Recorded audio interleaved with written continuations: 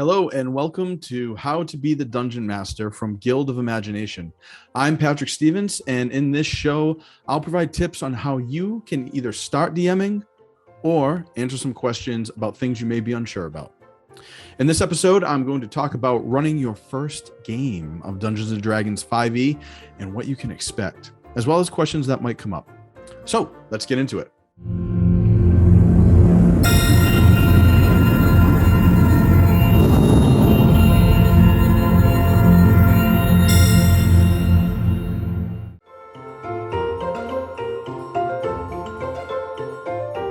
First, you have to choose an adventure. So I suggest starting with Phandalin or Dragon of Icespire Peak. I'm going to say, for the sake of this video, to go with Lost Mines of Phandelver because it is free and available on D&D Beyond. Great starting adventure. It's really fun and can get everybody involved, including the DM and players if you have some new players as well. So I suggest starting with that one. You can go with Icespire Peak as well. It's a great one. And there's a new starter adventure coming out soon. And we'll check that out once it releases.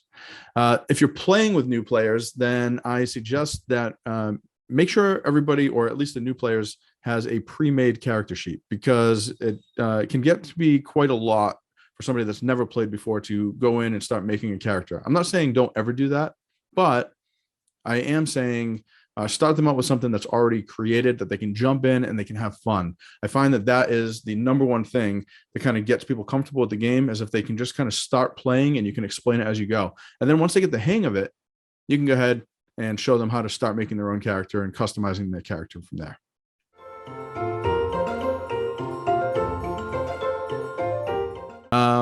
Decide on how long your play session is going to be. This could be an hour, hour and a half, could go 4 hours or longer. In the past, 4 hours has been kind of the norm, 3 to 4 hours. But lately, with streaming and people playing online, that kind of thing, I'm seeing a lot of the hour and a half time length. I think that is a great spot to tell like a small condensed story in your session. Can leave off on a cliffhanger, and it can be kind of tight and very exciting and leave people waiting for more for the next week. So I suggest about an hour and a half, but this could be whatever your group really wants. So make sure it's a good length and that everybody's happy with it.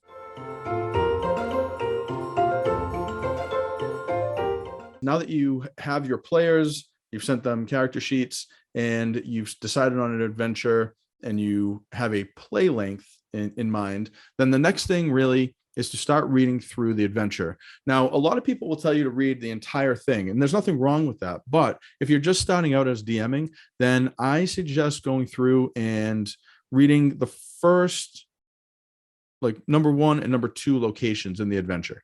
Because if you start reading too much, then you're not really going to remember all that. And you really just want to focus in on the next session, or in this case, your first session. A lot of people make the mistake of planning way far out ahead. And what ends up happening is that you don't, things change. Players make different decisions. You might not go to a certain location. And so I suggest making your next session your primary focus always, even when you've been DMing for a long time or you're well into the adventure. Always think about what is the next session going to entail. And there's nothing wrong with going and looking ahead, kind of knowing what's there, but you should really focus in on what you're about to play and making that the best session possible.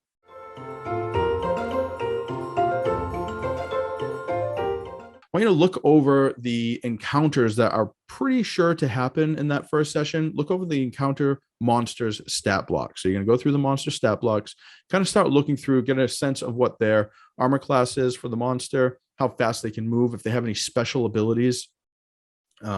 Like the Mimic has the grappler ability. So you kind of want to know how that works ahead of time, so you're not reading it when you're in the middle of playing.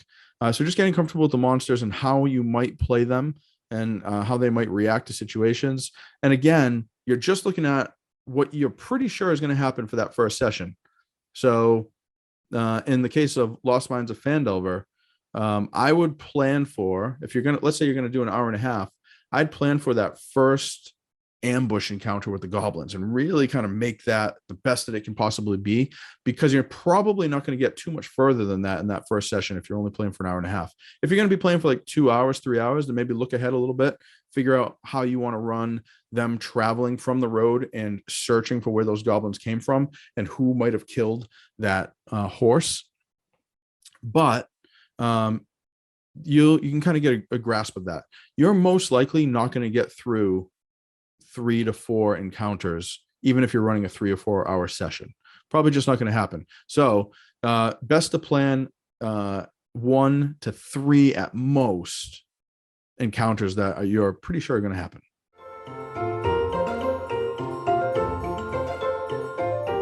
Think about what your NPCs and monsters are going to act like.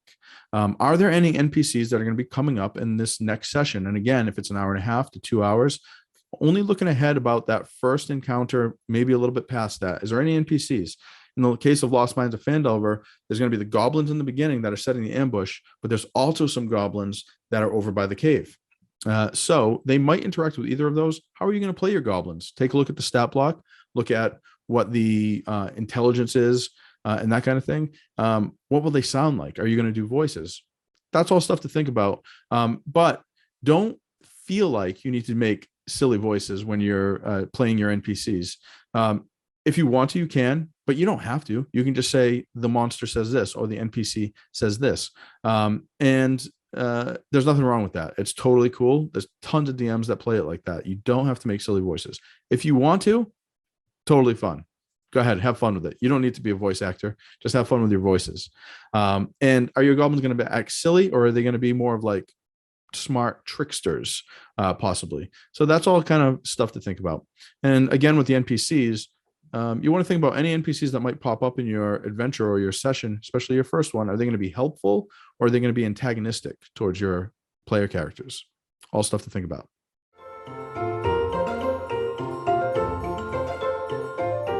Don't be afraid to use railroading the first few times that you DM, and especially in that first session. If your players are new, they don't really understand what railroading is anyway. But even if they're not new, at the beginning of the session, you can just say, hey guys, listen, I'm new. This is my first time DMing, or maybe my second time DMing. And I really want to make sure that everybody has fun, but I'm just going to ask for the first few sessions, and especially this one, that we all try to stick to the story that I'm presenting the best way that we can, and making sure that everybody has fun while we're doing that. If you're upfront about this at the beginning, then people are more willing to do that. And that will help you get better as a DM, so that further on down the road, you don't have to railroad. You don't have to stick to a story. If somebody wants to do something, you can just branch off and start doing that thing.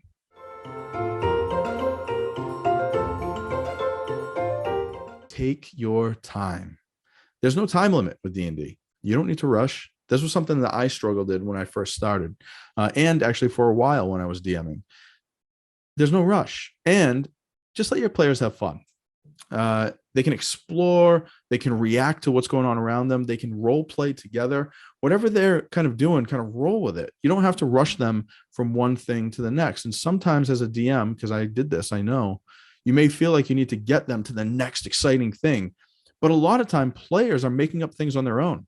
They're coming up with their own characters and interactions and things that are going on that really is not part of the main storyline, but it's them having fun. And in turn, you can have fun and you can listen. Those are great times to listen and kind of take a step back and enjoy playing the game with your friends. And it also kind of gives you an insight as to what they enjoy. And then in the future, you can kind of sprinkle in more of those things. DMing isn't a race. Take your time and have fun.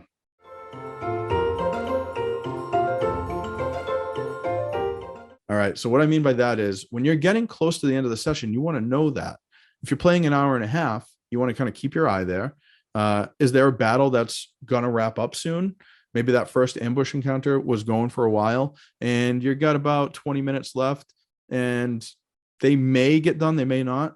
It's okay to maybe have one of those goblins run away, just so you can kind of get to the end of the battle if you think ending on the battle isn't going to be fun for the team. Or you can just drop that goblin, one of those goblins, down to 0 with the next hit. Nobody knows any different. So if that's going to make it more fun for your players, then you are totally in your realm of being able to do that. So just kind of keep an eye on the clock so that they are ending on an exciting time. And while we're talking about that, try to think of a cliffhanger that you can end on. Let's say Fandelver is the first one that you run, and you run it for about an hour and a half, and you play that ambush, and then the players are like, where did these goblins come from? Is our NPC friend okay? Is he safe? Why is his horse dead? We need to figure this out. And they find the trail that leads down to the Cragmaw Caves. So they go down there and they maybe fall into a couple of traps. But when they get to the end, they can see the cave mouth with the river kind of running out of it, the stream. And as they're about to kind of head towards that and they're talking about it, you can have a goblin pop up from the bushes and just fire an arrow. But before you even roll that attack, you can say, and that's where we're going to stop for tonight. And that's a great cliffhanger to end on and get them excited for the next session.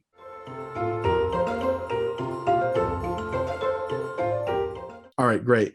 Thank you so much for watching How to Be the Dungeon Master. DMing isn't easy. That's why everyone doesn't do it, but it is extremely fun.